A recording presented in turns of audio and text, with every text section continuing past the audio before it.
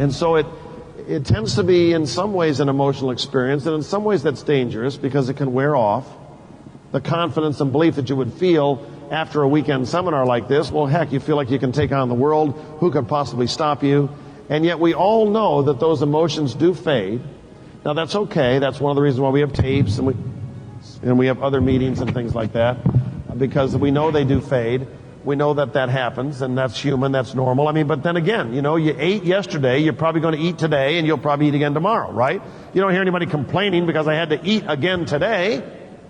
And so I don't think it makes sense to complain because you have to get re-inspired again tomorrow. Because our brains are like tires with slow leaks in them. In fact, if I could be quiet for a minute, you could hear it in the room. Because we're all sitting here and we're trying to put the air in, and it's always going out a little bit. It doesn't go out as much in this room as it does once you get home and 2 or 3 days at the office, and you know, the bills attack you and the boss attacks you and doubt attacks you, and that's the battleground. That's what it's all about. But the good news is, for many of us, we change enough at an event like this because we've been educated, our eyes have been opened, we've seen too much to ever go back to where we were. Now, we don't stay where we are.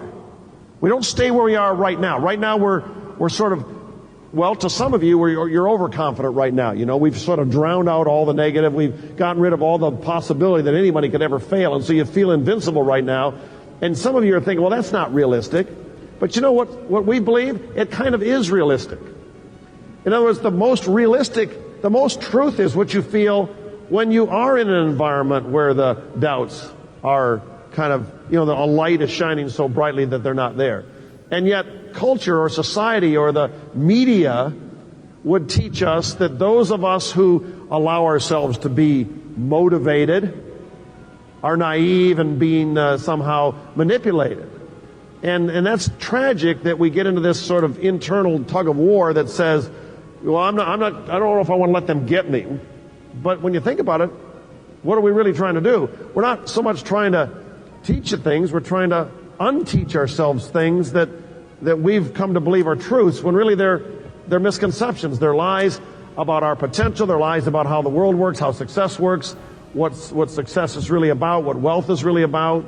All those things that we believe are right, correct, or true. In my experience, the longer I've been in this environment, the more I believe that just the opposite is true.